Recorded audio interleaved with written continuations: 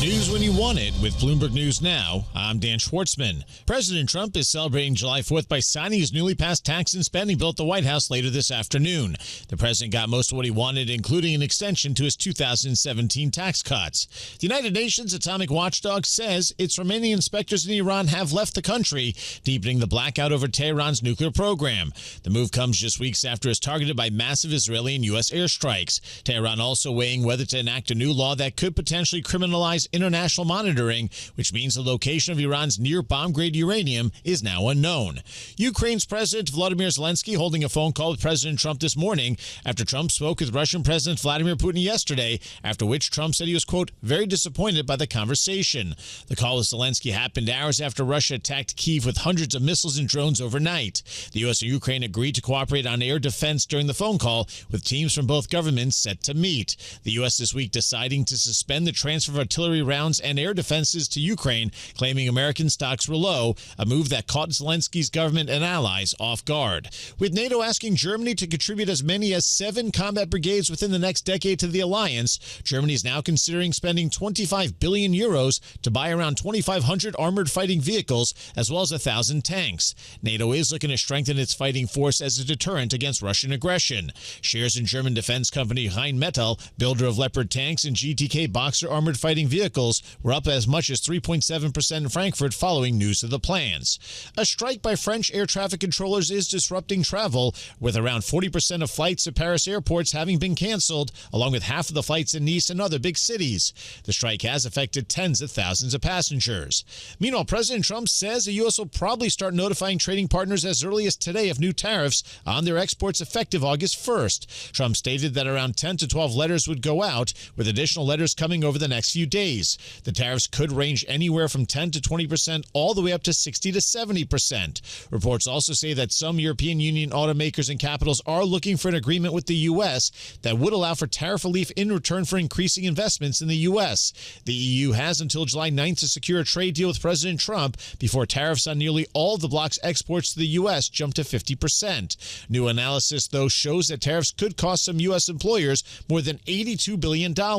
Details from Bloomberg's Amy Morris. This latest report finds a critical group of U.S. employers would face direct costs from Trump's current tariff plans that might be managed through price hikes, layoffs, hiring freezes, or lower profit margins.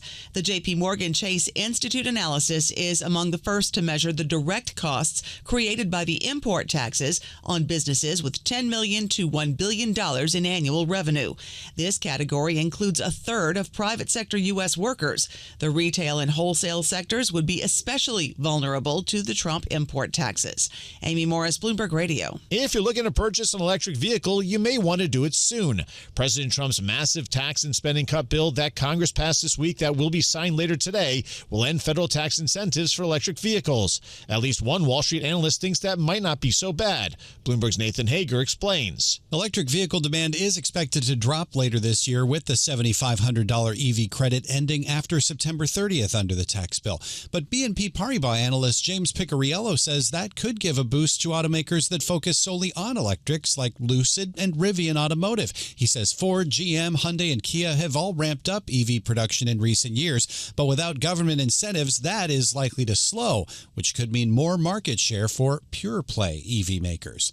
Nathan Hager, Bloomberg Radio. Buyers now have until September 30th to qualify for up to $7,500 in tax credits.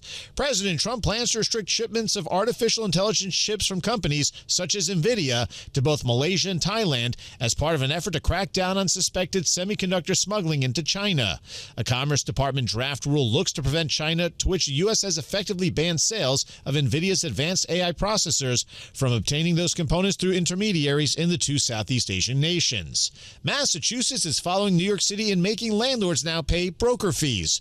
More from Bloomberg's Charlie Pellet. Renters are poised to get some relief from onerous broker fees under a provision tucked into the 2026 spending package that Governor Maura Healey has pledged to sign.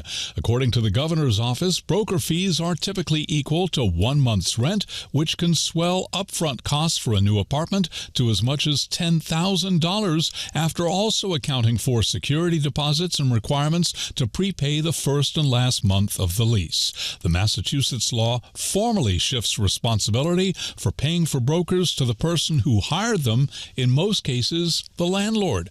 In New York, Charlie Pellet, Bloomberg Radio. Joey Chestnut returned after a one-year absence to the Nathan's Famous Hot Dog Eating Contest in Coney Island, New York, downing 62 dogs to win for the 17th time, while in the women's division, Miki Sudo won for the 11th time. That's news when you want it with Bloomberg News Now. I'm Dan Schwartzman, and this is Bloomberg.